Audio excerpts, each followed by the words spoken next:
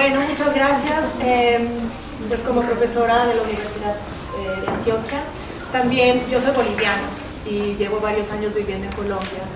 Y soy egresada de esta universidad también porque el doctorado lo hice acá. Y quiero contarles una anécdota como para introducirnos al problema que hay a nivel internacional con el tema de la diferencia y que tiene que ver con transiciones justas en cambio climático. Vengo hoy a la universidad y digo, estoy viniendo pues tengo una clase y me dicen, pero usted es egresada. Y yo les digo, sí, pero no tengo mi carnet, porque no tengo mi carnet, no vengo a Bogotá desde antes de la pandemia, imagínense. Entonces, yo no sabía que yo tenía que traer mi carnet de egresada y me dicen, pero no pueden entrar como egresada si no tienen su carnet. Entonces yo le digo, pero puede entrar como persona pues normal, y me dice no, porque el sistema solamente la reconoce como egresada, ¿no? Entonces me tocó ir a carnetización, a sacar mi carnet de egresada y entrar, ¿sí? Este como ejemplo los pongo porque en la gobernanza internacional de medio ambiente pasa exactamente eso, ¿sí? Uno tiene que traducirse, volverse algo, asumir un rol específico para poder ingresar, ¿sí? Y esa es una de las grandes, una de las limitaciones y grandes obstáculos que uno encuentra cuando habla de democracia, de participación y de diferencia a nivel internacional en participación en luchas y reconocimiento de la diferencia en medio ambiente. Entonces, yo como internacionalista, ¿a qué me dedico? Sí, porque una cosa es como pues, que enseño y que he estudiado, y otra cosa es, más que todo, yo a qué me dedico. Yo me dedico a rastrear pensamiento alternativo latinoamericano y encontrar dónde se ubica eso en la gobernanza global, ¿sí? La gobernanza global es una forma de gobernar el mundo que se entienda que es liberal y occidental, ¿sí? Entonces, que es por lo tanto universalista y que tiende a cubrir como una especie de manto de igualdad a pensamientos diferentes, alternativos, a través de lo que se conoce como el multiculturalismo, ¿cierto? Entonces uno dice, todo lo internacional es sumamente multicultural, ¿sí? Pero ese multiculturalismo es una traducción, es decir, todos tienen que volverse egresados para ingresar a la universidad, ¿sí? Ese es un problema, y ese es un problema que tiene que ver con cómo transitamos justamente a una gobernanza internacional que sea plural, democrática y que nos represente a todos, ¿sí? Entonces, ¿yo a qué me dedico? Yo me dedico a plantear que la gobernanza internacional mundial tiene que ser plural, tiene que admitir la diferencia, pero en sus propios términos, ¿no? No es que todos nos traduzcamos en un ciudadano, no es que nos traduzcamos en una política pública o en un Estado para poder formar parte del mundo, sino que podamos ser parte del mundo en nuestros propios términos, ¿sí? Entonces, yo básicamente me dedico a indisciplinar mi disciplina, porque las relaciones internacionales son muy conservadoras y parroquialistas en términos de qué es lo internacional. Y en la medida en que yo he estudiado relaciones internacionales me sentía cada vez más alienada porque yo no me veía ahí. Yo como boliviana, como ciudadana del sur global, y como mujer, no me sentía que habían ahí voces o teorías que representaran mis contextos, mis inquietudes, ¿no? Como estudiante. Entonces, básicamente a lo que me voy, en la medida en que voy estudiando relaciones internacionales y voy entrando en materia, como se dice, encuentro que América Latina es muy fructífera en pensamiento intelectual, ¿sí? O sea, ideas, teorías latinoamericanas abundan, pero cuando se trata de pensar el mundo, ¿sí? Normalmente las teorías de relaciones internacionales nacen en Europa o en Estados Unidos y se aplican al resto del mundo, ¿no? Entonces, América Latina es un espacio, es más bien un objeto de estudio. Y hay como una especie de presunción de que América Latina no produce teoría, sino que es más bien de donde yo extraigo los casos, de donde yo extraigo los datos, que América Latina no es capaz de pensarse, ¿sí? Entonces ahí es donde yo digo, pues no, aquí están todas las teorías latinoamericanas y esto es lo que le están diciendo al mundo, ¿sí? Entonces mi pelea con mi disciplina es que relaciones internacionales produce conocimiento sobre el mundo desde un desconocimiento del mundo que es muy importante cuestionar, ¿cierto? Entonces, cuando uno rastrea pensamiento latinoamericano que es incuestionable, ¿sí? Por ejemplo, la pedagogía crítica de Freire, ¿sí? La han escuchado mencionar, ¿sí? La teoría acción-participación de Orlando Falsborda, ¿sí? Todo el pensamiento que tiene que ver con la teología de la liberación, el pensamiento que tiene que ver con la teoría de la dependencia.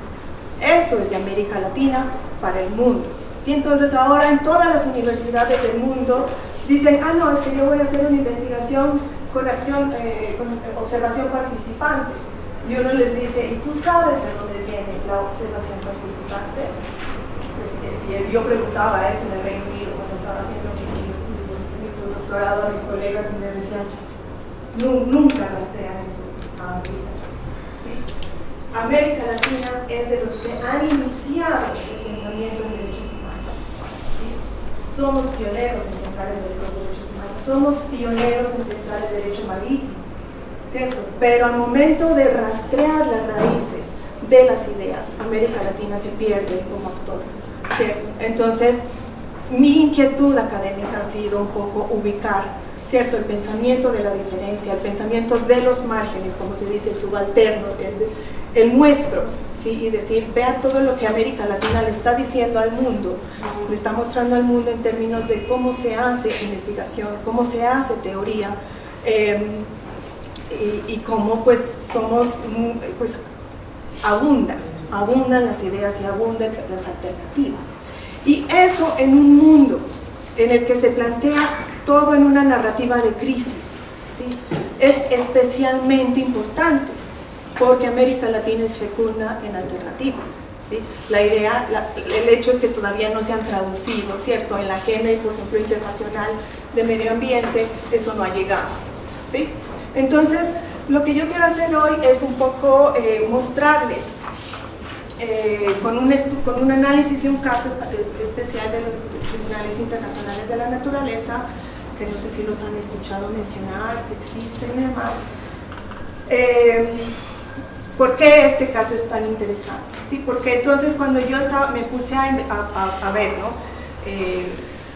En instancias internacionales como Naciones Unidas, ¿sí? Como cualquier organización internacional, en todos los tratados internacionales de medioambientales, ¿dónde está el pensamiento ancestral indígena, por ejemplo?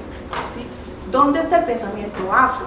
Que son pensamientos relacionales, ¿sí? Enseguida voy a ir desempacando todo lo que estoy diciendo. Y yo no encontraba, ¿sí? Porque en Naciones Unidas, que supuestamente es la organización más global que existe en el planeta, ¿sí? Entonces, ¿dónde está? Yo no encontraba. Y entonces escarbo, y obviamente en mi disciplina eso no lo encontré, me tocó ir a la antropología, a la sociología, a la historia, a la filosofía y encontrar y tejer desde ahí para identificar lo que hoy en día se conocen como los estudios pluriversales. Y entonces yo decía, ¿dónde encuentro yo espacios pluriversales en la gobernanza global? No existe, ¿sí?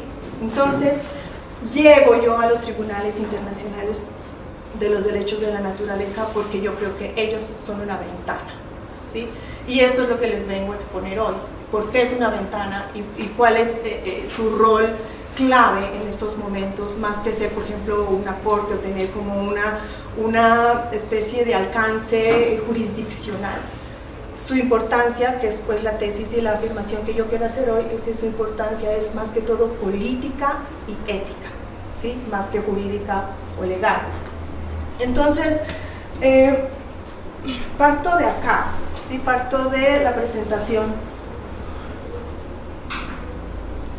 Qué pena. Parto de la presentación que hay sobre este tema del curso, ¿no? Que son las transiciones socioecológicas justas, buscan frenar el cambio climático, la contaminación y la pérdida de biodiversidad con criterios de equidad y justicia, ¿cierto? Entonces aquí uno como dice, bueno, entonces, ¿qué es lo justo? ¿Qué es lo equitativo? ¿Y qué entendemos, cómo entendemos las transiciones? ¿Sí? Porque esto básicamente uno puede responderlo de miles de maneras.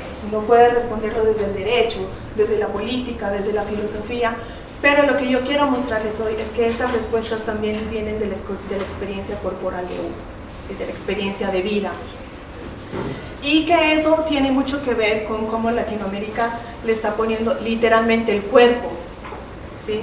Le está poniendo los muertos a las transiciones ambientales, ¿sí? Porque América Latina es donde más sistemática se ha convertido la persecución y asesinato, criminalización de los líderes medioambientales. Entonces, literalmente les estamos poniendo el cuerpo.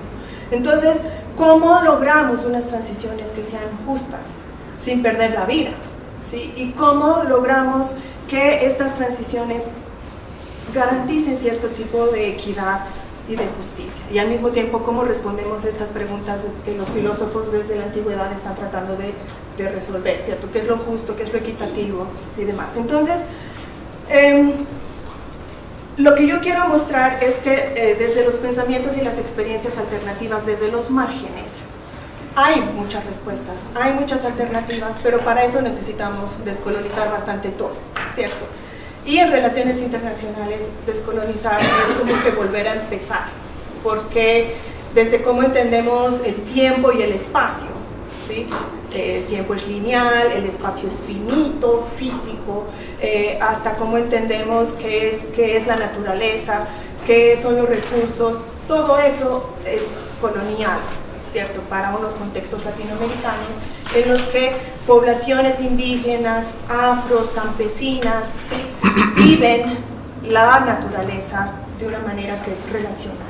Cuando yo me refiero a relacional es que es una ontología, es decir, la ontología es qué existe y cómo existe, ¿cierto? Entonces, desde una ontología occidental moderna, hay una presunción de separación, ¿sí? El sujeto, el humano, existe independientemente de su entorno, así como los átomos constituyen la materia, ¿cierto? Eso se conoce como la física de Newton, la newtoniana, en la que predomina el átomo, ¿cierto? Los enfoques relacionales parten de otra ontología y dicen que las relaciones son lo que preexiste a la unidad o al sujeto, ¿sí? Entonces, esto nos cambia todo lo que existe, ¿sí? Entonces, como así que yo no existo, yo soy el producto de relaciones, ¿sí? Esta mesa no existe, esta mesa es el producto de relaciones. Entonces, cuando uno le dicen eso, uno se queda como, pero ¿cómo así? ¿Pero de qué está? ¿No? Entonces, desde un pensamiento relacional, estamos cambiando constantemente, nos estamos convirtiendo en algo diferente constantemente, producto de la relación.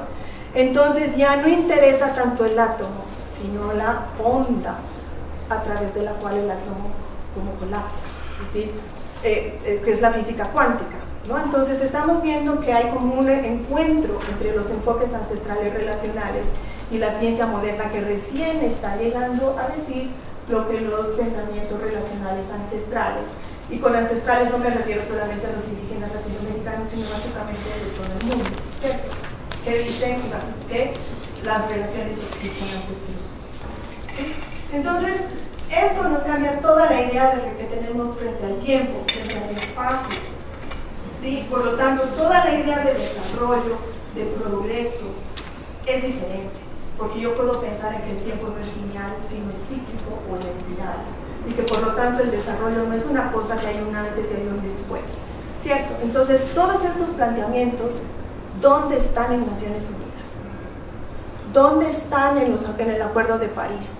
¿Dónde está en, qué sé yo, protocolo de Kioto, en todas las políticas y acuerdos sobre mitigación, adaptación?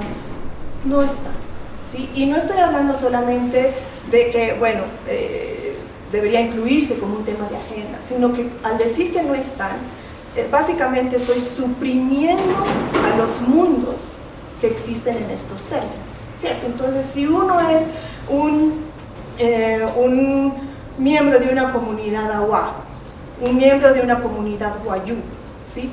Esas personas no pueden existir en sus propios términos y decir, sí, sí, o sea, la lluvia es un ser, es un ancestro, ¿sí? Sino, entonces, eso explícale al funcionario de Naciones Unidas que te va a decir, sí, sí, está muy chévere tu metáfora, multiculturalismo, aquí aceptamos a todos, pero hay lo que se conoce como un conflicto ontológico, porque parece que están hablando de lo mismo, pero en realidad están hablando de mundos diferentes, ¿cierto? Entonces, ¿cómo hacemos para que la gobernanza internacional del medio ambiente se abra a otros mundos sin que los traduzca en, sí, tu metáfora de la madre tierra como la madre, pero al mismo tiempo es la naturaleza, ¿cierto? Porque en Naciones Unidas abundan estas traducciones. Por ejemplo, existe el programa que se llama el de Armonía con la Naturaleza, ¿sí? Que supuestamente busca ser no antropocéntrico, pero uno va y lee y ahí no está una forma de pensar al ser humano como inmerso o como producto de unas relaciones, ¿sí? Entonces, todo lo que estoy diciendo, yo sé que es como un poco abstracto, pero con el tema de los tribunales van a empezar a ver cómo esto se encarna, ¿cierto? Y lo importante que es que se encarne en instancias que se reconocen como internacionales, ¿cierto? Entonces, lo que proponen estos enfoques alternativos, sobre todo el tema de los derechos de la naturaleza, pero enseguida entramos un poco más a esto, es que debe haber un cambio de paradigma civilizatorio, ¿sí? Porque muchos dicen que no, que el problema es el capitalismo, que el problema son pensar que la naturaleza es solo un recurso y demás, pero para unos enfoques que les voy a mencionar ahora, no es solo eso, es ir un poco más atrás y decir, repensarlo todo, ¿sí? Reconsiderar todo y empezar de nuevo y a ver qué instituciones podemos producir o crear a partir de eso, ¿sí? Y por ahí hay una transición justa, ¿sí? Pues así lo entiendo yo. Enseguida lo podemos discutir.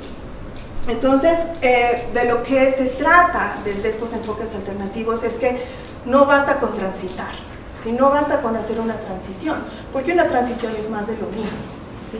Hay que transformar, ¿sí? Y entonces la justicia, la equidad pasa por una transformación de todo lo que entendemos como mundo, como real, y pues específicamente como la gobernanza del medio ambiente, ¿cierto? Entonces hay unos grandes desafíos y hay unas grandes injusticias, porque en primer lugar uno habla mucho de cambio climático, ¿cierto? Y el cambio climático es uno de los grandes problemas que existen en temas de crisis medioambiental, ¿cierto? Está, por ejemplo, la pérdida de biodiversidad, el cambio de uso de los suelos, pero un problema de cambio climático también puede interpretarse como la violación sistemática de los derechos humanos o la violación sistemática de los derechos de otros seres, ¿sí? Entonces, ¿por qué el cambio climático es el más central o el más politizado? Porque es el que pone al centro el problema del antropocentrismo, ¿sí? ¿Por qué? Porque el cambio climático básicamente se basa en la idea de que es el ser humano el causante de la afectación planetaria de los ecosistemas, ¿cierto? Entonces, ahí hay un antropocentrismo y ahí hay una manera de resaltar, ¿sí? Hay unos juegos y estrategias políticas que dicen, si es el humano, no es el humano, ¿cierto? Entonces, ahí se están enredando políticamente. Gran parte de los recursos se va en lucha de medio ambiente, de lucha contra el cambio climático, pero no es el más grave, ¿sí? Porque la ciencia está mostrando que el cambio climático es reversible. La pérdida de biodiversidad no lo es, el problema de la deforestación no lo es. Entonces, el hecho de que el cambio climático esté más politizado es precisamente porque ¿cuál es el rol del ser humano? ¿Sí? Y es aquí donde los enfoques relacionales buscan una transformación, es decir, primero, no todos los humanos han incidido de la misma manera en afectar la biosfera, ¿no? Esa es una cosa, ¿no? Hay unos humanos que mientras que hay otros humanos que como más bien se han portado como no humanos, porque como nunca fueron humanos, es decir, nunca se posicionaron por encima de su entorno como para gobernar o explotar la naturaleza, entonces hay humanos y humanos. Entonces ese es uno de los enfoques críticos a esta idea del antropocentrismo en cambio climático, ¿sí? Pero hay muchas formas de entender esto y a lo que voy enseguida es, voy a ir como también desenmarañando esto y como ir rastreando las diferentes formas como esto se ha convertido en un pensamiento crítico que específicamente va en contra de esta idea del antropoceno, ¿sí? Entonces hay como una gran brecha entre las luchas cotidianas, que son las que en América Latina les digo que es porque es el ejemplo que les estamos poniendo el cuerpo, ¿sí? Porque una cosa es que a un grupo local, a una localidad, a un pueblo, ¿sí? ¿A qué se está enfrentando? Al envenenamiento de su río por el mercurio, por la explotación del oro, ¿cierto? ¿A qué se está enfrentando? A la maderera que llega a la selva, ¿sí? Y corta todo, ¿cierto? Pero entonces esos grupos, unos va y les hablan, no, mitigue, adáptese, ¿sí? Mitigación, adaptación, que son estos grandes pilares de la lucha contra el cambio climático en la gobernanza internacional, y esa es una abstracción que está tan lejos de su lucha cotidiana, ¿sí? Que es el río, que es la montaña, ¿cierto? Entonces hay una brecha, y esa brecha es parte de la injusticia, ¿sí? Porque las personas que están habitando los territorios más afectados por la contaminación, la producción y la explotación tienen muy poco oído en las instancias de la toma de decisiones a nivel internacional, ¿cierto? Y enseguida les voy a explicar un poco más esto. Entonces, hay una brecha entre las luchas cotidianas de defensa de territorios vivos y la manera como se desarrolla e implementa la gobernanza ambiental internacional, que no sé... Básicamente la gobernanza internacional está determinada por la Conferencia de Naciones Unidas sobre Cambio Climático, que es la Convención Marco de Naciones Unidas. Esta convención es un hito histórico importantísimo, porque es la primera vez que todos los estados del mundo ratifican un tratado, así como firmando un cheque en blanco. ¿Y por qué lo hicieron? Porque la convención no tenía ninguna obligación, ¿sí? Esta convención crea un sistema de gobernanza, pero no contiene ninguna obligación, y es por eso que se crea el protocolo adicional de Kioto, que era el que contenía las obligaciones. Y ese protocolo fue muy político, porque dividía el mundo entre países contaminantes, países no contaminantes, y decía que los menos desarrollados no contaminaban y los más desarrollados contaminaban, y entonces ahí estaba el problema de China, que China entonces...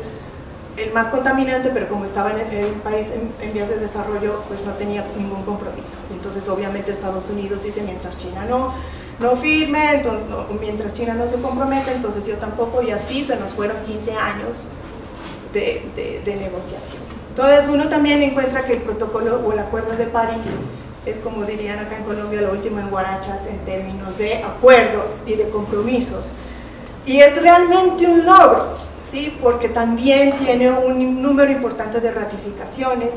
A diferencia de cualquier otro tratado, el Acuerdo de París es obligarse unilateralmente, ¿sí? Cada país se obliga a tomar medidas individuales en términos de mitigación, adaptación y transferencia de tecnología según su situación. Es decir, Colombia no es lo mismo que Estados Unidos, ni lo mismo que Paraguay, ¿cierto? Entonces, estos son los instrumentos que existen. Y los instrumentos que existen tienen unos medios que garantizan pues, la lucha contra el cambio climático, que son, por ejemplo, aquí pongo el programa Los Mercados del Carbón, ¿sí? Que es como un mercado que funciona como títulos valores, solo que uno lo que está especulando, lo que está generando unas ganancias, es básicamente el derecho que tienen los países a contaminar, ¿sí? Que si yo no contamino lo suficiente, vendo mi cupo de contaminación a otros. O sea, lo estoy poniendo en términos bastante llanos, ¿cierto? Entonces, esta es una manera por la cual los estados han encontrado incentivos para los países para comprometerse, ¿cierto? Y obviamente es una de las razones por las cuales se critica tanto esta gobernanza, porque sumamente... pues no escapa al capitalismo y no escapa al tema de la explotación de los recursos, ¿sí? Entonces es como pañitos de agua tibia que no van a atender las causas, la enfermedad, sino los síntomas, ¿cierto? Y están también, por ejemplo, el programa de forestación, que es el programa de Naciones Unidas, que es Red Plus, y el tema de la geoingeniería, que entonces es usar tecnología humana para sustituir a los fenómenos naturales. Por ejemplo, no sé si han escuchado que en Noruega y en Islandia ya se está usando como unos aparatos que disparan a las nubes para producir más ozono. Esas son algunas medidas de geoingeniería, o que se conocen también como las medidas de Technofix, ¿no? Que entonces es usar tecnología en la que el humano actúa también como el héroe, ¿no? Entonces el antropocentrismo indica que el humano o es el que destruye o es el héroe, si yo voy a salvar el planeta a través de mis aparatos, ¿sí? A través de mi conocimiento, mi ciencia, mi desarrollo, mi tecnología. Entonces aquí hay unas situaciones que muestran un poco esa brecha que hay entre la lucha cotidiana, ¿sí? De defender que no me pongan una hidroeléctrica en el río, ¿cierto? Y gran parte del problema es que muchas de las acciones que generan la contaminación o que generan o afectan la vida de las personas y de los no humanos son legales, ¿cierto? Entonces ahí también se generan unas impotencias y unas barreras que inciden en todo lo que es o tendría que ser una transformación justa. Entonces, a nivel internacional, las conferencias de las partes son el órgano que decide, ¿cierto? Es el órgano que se crea con la Convención Marco de Naciones Unidas sobre el Cambio Climático. Es el órgano que crea pues, la instancia negociadora que adopta el protocolo de Kioto, es el que llega al Acuerdo de París, y es una conferencia permanente que sesiona cada año, ¿cierto? En la conferencia de las partes, los estados funcionan y negocian por coaliciones. Entonces, estas coaliciones negocian según su situación o su necesidad. Por ejemplo, está la coalición de los pequeños estados isla, ¿sí? Para ellos la gravedad respecto al incremento del mar es una situación de vida o muerte, ¿sí? Si sube el nivel del mar, desaparecemos y punto. Es una situación muy diferente a la coalición del G77, que por lo menos está la mayoría de los países de América Latina, que nosotros somos la despensa del mundo, ¿cierto? Aquí producimos no solamente los agrocombustibles, la comida, el azúcar, aquí están los recursos no renovables, carbón, gas, petróleo, ¿sí? Y demás. Y otra cosa es, por ejemplo, la coalición en la que está la Unión Europea, otra en la que está Estados Unidos. En esta conferencia de las partes tienen acceso algunos actores internacionales de Naciones Unidas como el PNUD, pero también tienen acceso unos conglomerados que vienen del sector privado, ¿cierto? Entonces, ¿a qué voy con la democracia y la participación? Aparentemente son democráticos porque están ahí todos los países del mundo, pero, como les digo, es una de las instancias menos democráticas que existen. ¿Por qué? Porque las negociaciones son cerradas, en primer lugar. En segundo lugar, porque si hay algo en lo que todo ser del planeta tiene un interés legítimo, es precisamente en esas negociaciones, ¿cierto? Entonces, desde cualquiera de ustedes hasta, no sé, nuestros abuelos, nuestros animales, todos tienen un interés legítimo en qué es lo que se va a decidir ahí y cómo se va a decidir, ¿cierto? Entonces, son unas negociaciones que son sumamente cerradas y muy tradicionalistas en términos diplomáticos de que es la delegación del país X la que toma la decisión, ¿cierto? Entonces, aquí hay unos obstáculos que tienen que ver con lo justo, lo equitativo y lo participativo, porque entonces Colombia, Ecuador, Bolivia se comprometen a través del Acuerdo de París, ¿cierto? Y participan, por ejemplo, del mercado de carbono, emiten los títulos, los bonos, porque se supone que para regular todo lo que tiene que ver con la emisión y certificación de bonos están las consultas previas. ¿cierto? Las consultas previas e informadas que se les hace a los habitantes, a los pobladores, a las comunidades, de que va a venir una empresa a explotar petróleo, ¿sí? Consulta previa e informada. ¿Sí? Entonces se presume que eso se da, ¿sí? Y obviamente ahí hay un problema, y con un caso también que les voy a mostrar que el problema no solamente es que la consulta no necesariamente funciona, sino que si un país dice, ah, no, es que en mi territorio no hay indígenas, ¿sí? Como Francia con la Guyana Francesa. Entonces, como Francia piensa que en su territorio no hay indígenas, Francia no ha ratificado la decisión de la OIT de la consulta previa. Por lo tanto, Francia no está obligada a hacer consulta previa. Y entonces eso silencia y hace desaparecer a todas las comunidades indígenas que existen en la Guyana Francesa. Entonces, vayan y díganles a los indígenas de la Guyana Francesa, exija su consulta previa. No lo pueden hacer porque Francia, imagínense ese borramiento. Entonces, por eso es que esta gobernanza es intrínsecamente injusta, ¿cierto? Porque no está permitiendo mecanismos ni canales de participación ni democráticos en términos de soberanía, ¿sí? Ni mucho menos en términos de mis propios mundos y cómo los defiendo y cómo, ¿cierto? Entonces hay un teléfono roto, ¿sí? Entre la lucha cotidiana y cómo se gobierna y se buscan soluciones a nivel internacional. Y a eso sí le aumentamos el tema de la persecución y asesinato, ¿sí? De los líderes ambientales. No sé si alcanzan a ver.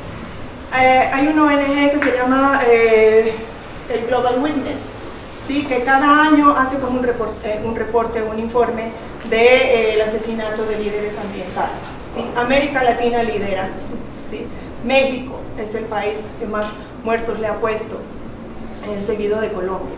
Obviamente nosotros conocemos que la situación de estos dos países tiene que ver con el tema de la presencia de grupos ilegales armados, ¿sí? Que obviamente esto tiene que ver con el tema que no solamente tiene que ver con lo ambiental, sino también con las deficiencias democráticas institucionales de los países, ¿sí? Que pues son generalizadas. Entonces no sé si alcanzan a ver esto. Entonces esto tiene mucho que ver con la situación que es propiamente latinoamericana. Pues obviamente hay asesinatos y persecuciones en otros países del mundo, pero en América Latina es mucho más fuerte porque no hay instancias que puedan garantizar, ¿cierto? La protección de estas personas, y porque América Latina es una de las regiones más biodiversas del mundo, ¿sí? No solamente en temas de biodiversidad de especies, sino también de recursos. Entonces es y va a ser, o sea, esto se va a agravar, ¿sí? Entonces por eso es que, bueno, aquí está que todo el tema de ambiental está intrínsecamente ligado al tema de democracia y de fortalecimiento de las instituciones, y aquí enlazo con la existencia del Acuerdo de Escazú, ¿no? Que creo que ya han tenido como una conferencia, charla. Ahorita. Entonces, que básicamente este acuerdo, uno lo lee, supuestamente este acuerdo es muy interesante porque es de medio ambiente y no es de medio ambiente, es de protección institucional a quienes están luchando por proteger el medio ambiente. Y esto es interesante porque hace poquito estábamos en la Universidad de Antioquia con un programa de diplomacia de la ciencia y cambio climático, y les preguntaban a los biólogos y a los ecologistas que están a cargo de todo el tema de las políticas de protección de parques naturales, ¿cierto? Y ellos les preguntaban, ¿y saben qué es el Acuerdo de Escazú? Y ellos decían, pero le hablaban al politólogo o al internacionalista, ¿sabe qué es el Acuerdo de Escazú? Sí, pero ¿sabe cómo se preserva un parque? No, ¿cierto? Entonces ahí como que las disciplinas no están conversando, y eso incide también en que hay unas injusticias que se mantienen y unas faltas de acceso. En fin, ya lo irán viendo con el Acuerdo de Escazú, pero es como una forma muy latinoamericana de responder a unas necesidades concretas que tienen que ver cómo protejo yo el medio ambiente si ni siquiera puedo proteger al líder social, ¿sí? Entonces, cuando uno habla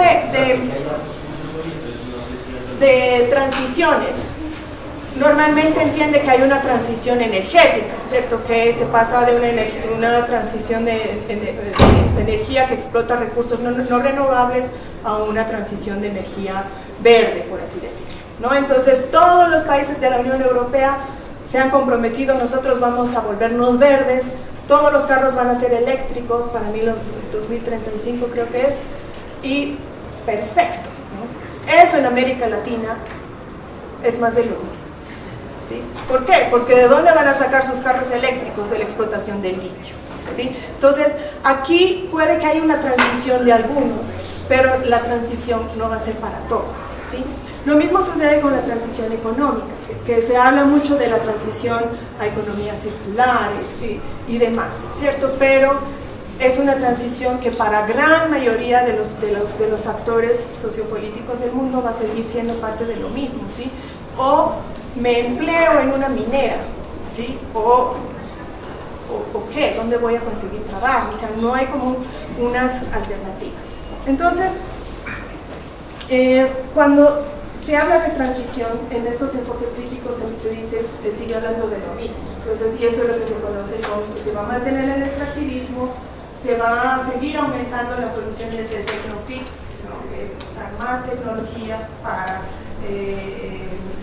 frenar el medio ambiente, ¿sí? Y todo el tema de greenwashing. Por ejemplo, uno va a un supermercado y dice, ¿cómo? Todo dice vivo. O no, le dicen, a uno le dicen, ¿cómo es que es?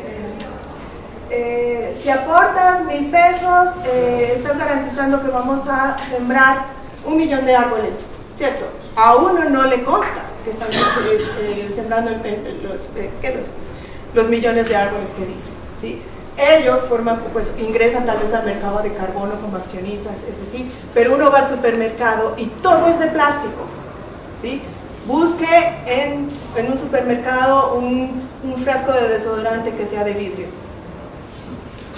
Entonces, ahí como que todo esto tiene que ver con el tema del greenwashing, ¿no? Y ayer, viendo las noticias, justo veo este titular de The Economist que dice que Latinoamérica se va a convertir en el mayor productor de petróleo en la siguiente década, y vean que dice prepárense para la bonanza, ¿sí?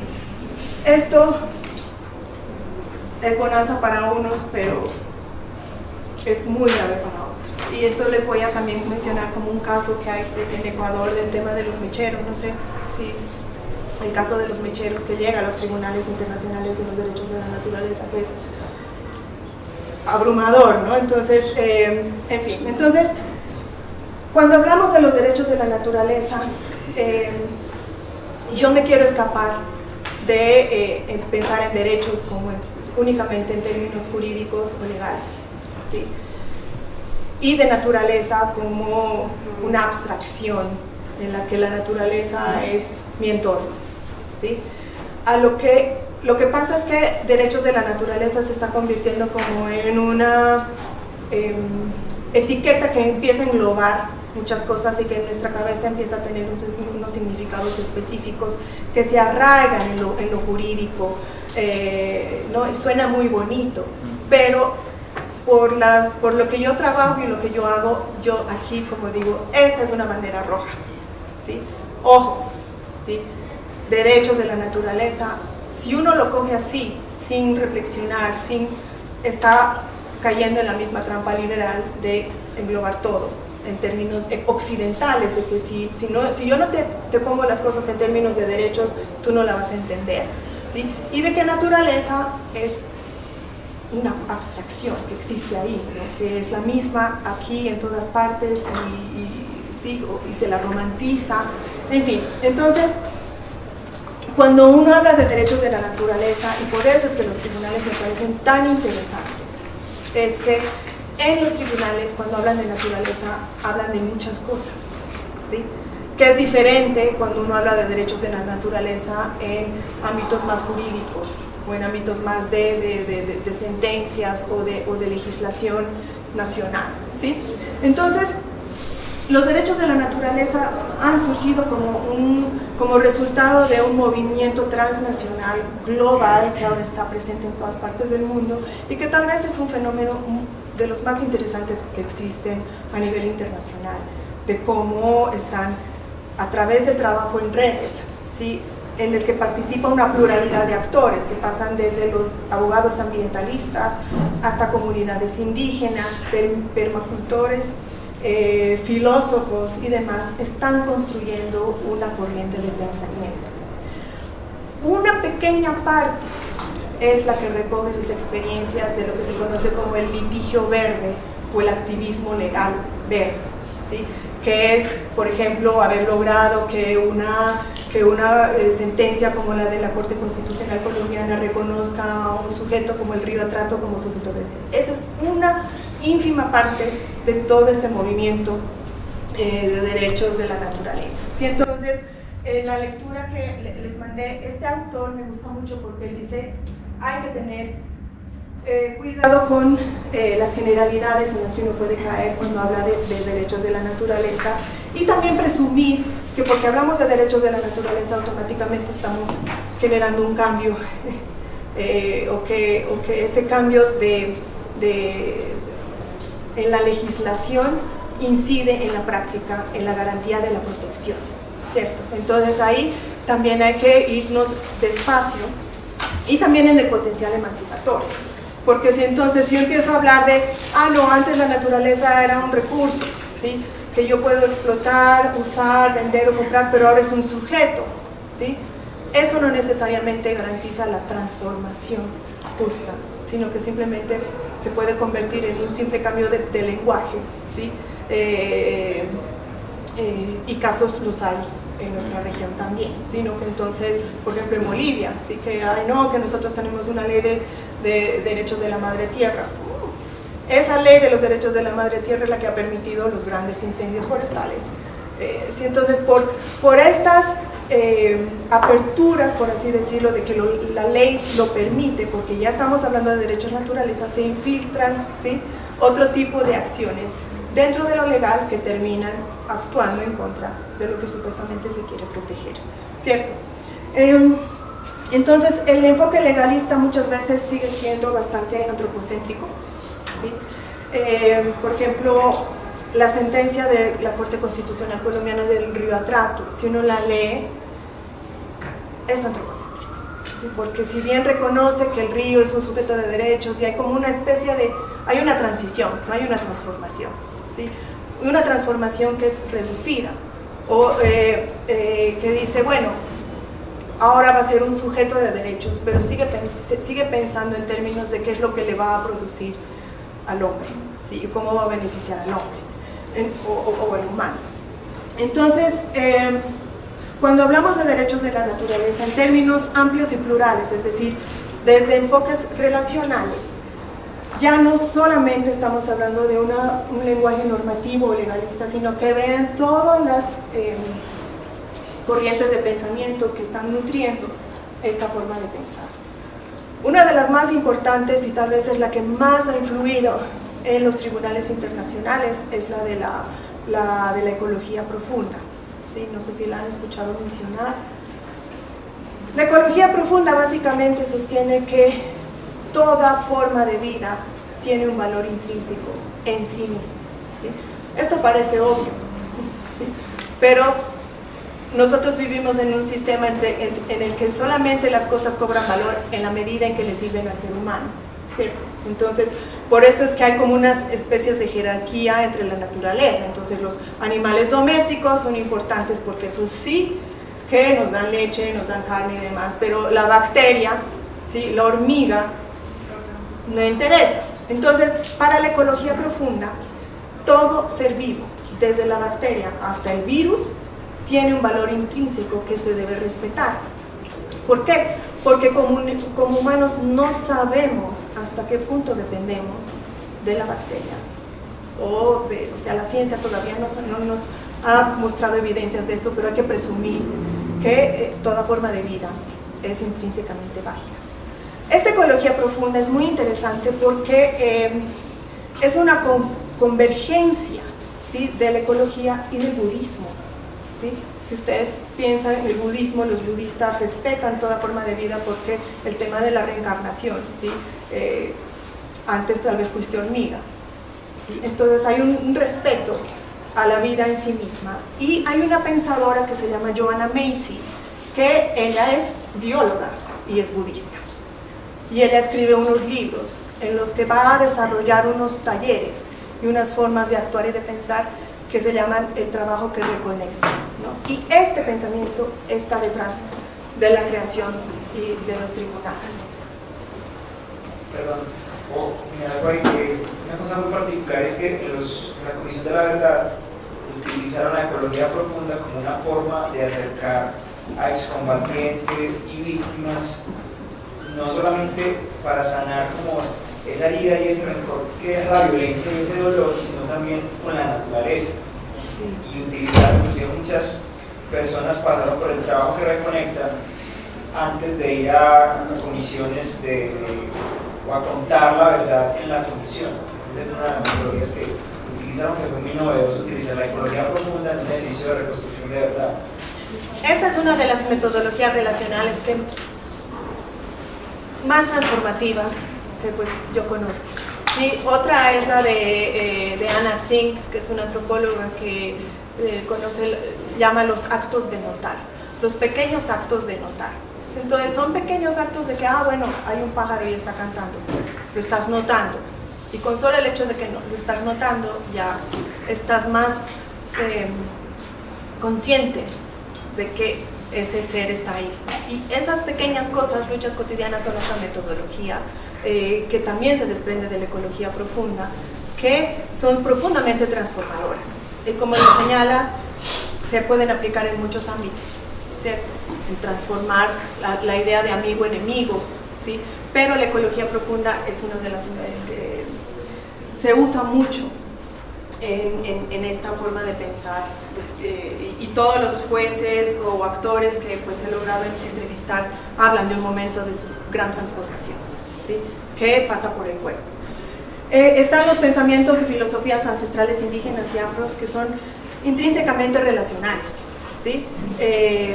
No hay un humano que se separe de su entorno, y esa imposibilidad de separarse es otra forma de concebir la relacionalidad. Es decir, el humano solamente es en tanto también es animal, en tanto también es metafísico, en tanto también es espiritual, ¿cierto? Entonces, esta forma de ser y no ser al mismo tiempo es una forma relacional que nos permite también pensar en alternativas para entender la naturaleza, no como una cosa que yo protejo, ¿sí?, conservo, restauro, no, sino que me traspasa, ¿sí? Y eso es muy importante porque es muy diferente en términos de las consecuencias y las acciones que uno tiene y el comportamiento ético, ¿no? Entonces está el neomaterialismo, es una corriente que se desprende de la física, que básicamente dice que la materia tiene vida, ¿cierto? Que uno dice, no, estos físicos están inventando el agua tibia, y no es otra cosa que el animismo.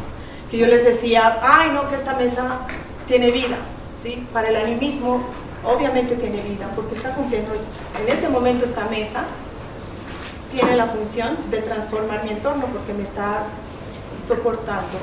Es así como piensa el animismo, ¿sí?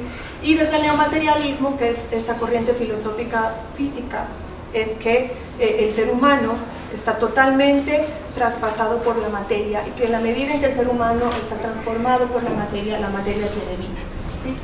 Está el poshumanismo, que cuestiona la idea del humano como una especie separada, ¿sí?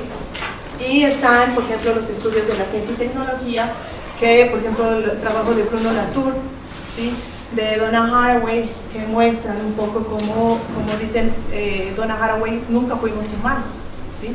Nuestros cuerpos, o sea, nuestras pieles simplemente encierran virus, bacterias, agua, ¿sí? Y eso es lo que somos virus, somos bacterias, somos parte animal, parte cyborgs, ¿no? Entonces, todas estas formas de pensar lo humano y lo no humano van a nutrir, porque en los tribunales participan como jueces teólogos, físicos, activistas, biólogos, filósofos, que se forman o vienen de estas corrientes de pensamiento y por lo tanto tienen esa forma de entender, digamos así, la casuística, ¿sí? Y está también la influencia de la permacultura, que demuestra una forma de vida diferente y responsable, ¿no? Entonces, esto básicamente es un poco para mostrarles por qué una cosa es el egocentrismo, ¿sí? Y otra cosa es lo que se entiende por pluriversal.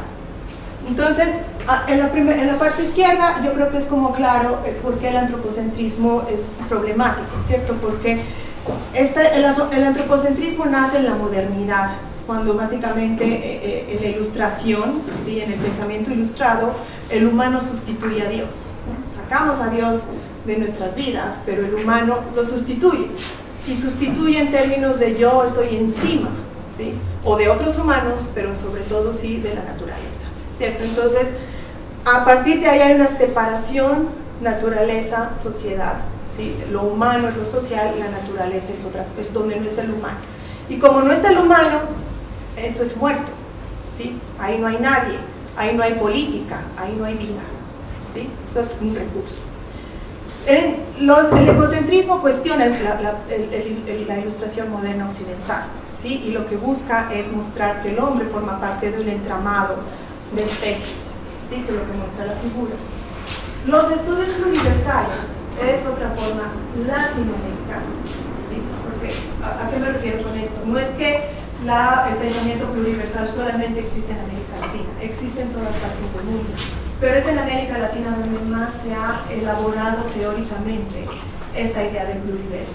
Sí, la hace sobre todo Arturo Escobar, colombiano, Mario Gleiser, que es uruguayo, Marisol de la Cadena, que es peruana, ¿sí? Antropólogos críticos que con base en las comunidades que ellos estudian y que analizan, dicen, pues aquí no solamente estamos hablando de una coexistencia entre humanos y su entorno natural, sino que lo espiritual es una dimensión muy importante, que todos los ecocentristas, ¿sí? Poshumanistas o neomaterialistas, por ejemplo, no toman en cuenta. Entonces, por ejemplo, el neomaterialismo y el poshumanismo son seculares, ¿sí? Están muy dispuestos a hablar de la relación entre hombre y naturaleza, pero cuando uno les menciona lo espiritual, dicen, no, ¿sí? No me metan asuntos espirituales y de religión. Y esa es otra forma de borrar y de silenciar. Entonces es como cuando uno se traduce, pero entra, pero sin un brazo, ¿sí? Usted puede entrar, pero deje su brazo afuera. Entonces, los estudios pluriversales tienen como ese potencial adicional de que es meter en todo en este enfoque relacional la dimensión espiritual, ¿sí? Que, como les voy a mostrar, es clave para hacer unas transiciones justas también, porque no hay una separación entre lo metafísico y lo físico, ¿sí? El problema es que normalmente lo espiritual se asocia con lo religioso, ¿sí? Y esa asociación es moderna, ¿sí? Premoderno, es decir, mis ancestros, o que la selva está habitada de espíritus, ¿cierto? Entonces, cuando en las narrativas locales uno dice, pero o sea, no te dicen, no, la Amazonía, que es la naturaleza, tiene una biodiversidad de seres. Ellos te van a decir, mi casa está habitada por espíritus y por seres, ¿sí? Entonces, uno, ¿cómo traduce eso? En términos que el panel intergubernamental de cambio climático va a entender y va a validar como conocimiento científico y válido, ¿sí? No, tenemos que esperar tal vez 50 años a que los biólogos digan, esto que los indígenas llaman los espíritus son las feromonas de los árboles. Pues, cierto, entonces a veces puede ser que sea una cuestión de que los indígenas saben cómo los árboles se comunican, pero como es inmaterial, ellos como que lo dirán, son espíritus. Entonces viene el antropólogo occidental y dice, no, es que esto es un mito, son unas leyendas, y como hablan de los espíritus en un mundo secular, esto no traduce bien, ¿sí? El panel intergubernamental de cambio climático no va a validar eso como conocimiento válido de lucha contra el cambio climático y o de protección de la biodiversidad, ¿sí? Ahí hay una injusticia ontológica. Entonces, por eso es que el enfoque pluriversal tiene esta ventaja, ¿sí? O sea, nos lleva un poco más del egocentrismo, que es meter al hombre en un entramado más de seres humanos, sino que nos pone, ¿sí?, ya en una dimensión en la que lo espiritual forma parte de nuestros mundos, ¿sí? Entonces, yo creo que les acabo un poco de mostrar esto, es decir, esto está sumamente presente en los movimientos sociales, en los pueblos indígenas locales, en las articulaciones entre campesinos, indígenas, pueblos afroactivistas. Esto es como que, sí, una cosa que no entienden, por ejemplo, en las instancias internacionales, es el lenguaje diario, ¿sí?, de las comunidades, y por eso digo que esta brecha, o sea, la transición o la transformación justa pasa por tender ese puente, ¿sí?, en la que hablar de un pluriverso sea válido en instancias de cambio climático occidentales, ¿sí? Entonces, los tribunales internacionales, que es el caso que les presento, parten de estas premisas, ¿sí? Escoger la vida, que eso se deriva de la ecología profunda, ¿sí? ¿Qué implica escoger la vida? ¿Sí? Cuando uno está yendo, pues va a mercar, cuando uno va a representar, ¿cierto?, o va a hablar en sus entornos con sus amigos, ¿qué implica escoger la vida? ¿Sí? Estas son cuestiones y discusiones sumamente profundas que cómo se traducen en la práctica cotidiana, ¿sí? La idea es que nos llevemos como esto en nuestra cabeza y decir, ¿qué significa en mi vida cotidiana escoger la vida? Y de ahí parten los jueces, de ahí parten los que construyen los tribunales, ¿no? Otro aspecto es el creer en la inteligencia de la naturaleza, ¿sí? Esto es una de las acciones menos, o sea, que más apuntan a no ser antropocéntricos, ¿sí? ¿Por qué? Porque el antropocentrismo es o yo destruyo la naturaleza o yo la salvo, ¿sí? Y hay unas lecturas un poco más pesimistas que dicen, no, el planeta le iría bien sin el humano, ¿sí? Que es el extremismo que pues que no aporta nada, ¿no? Entonces, no, es que la plaga somos nosotros, más bien extingámonos, ¿sí? Y pues no pasa nada, ¿no? Entonces, esas son narrativas que se están convirtiendo en esas narrativas que nos encierran y nos precluyen el pensamiento alternativo, ¿sí? Nosotros somos el problema, y como nosotros somos el problema, nosotros tenemos que convertirnos en el héroe que salva, ¿sí? Entonces, aquí dicen, no, nosotros tenemos que confiar en la inteligencia de la naturaleza, de salvarse a sí misma, de responder a nuestro impacto. Esto obviamente no quiere decir que, bueno, no hagamos nada, ¿no? Pero es parte de decir que nosotros somos una especie más, ¿sí?, que está en este trabajo que reconecta, y que la naturaleza es la que está haciendo la mayor parte de la reconexión. Ahora bien, cuando yo hablo de la naturaleza, esto también es como complicado, ¿no?, porque es como ya la traducción o el término genérico para decir lo no humano, ¿cierto?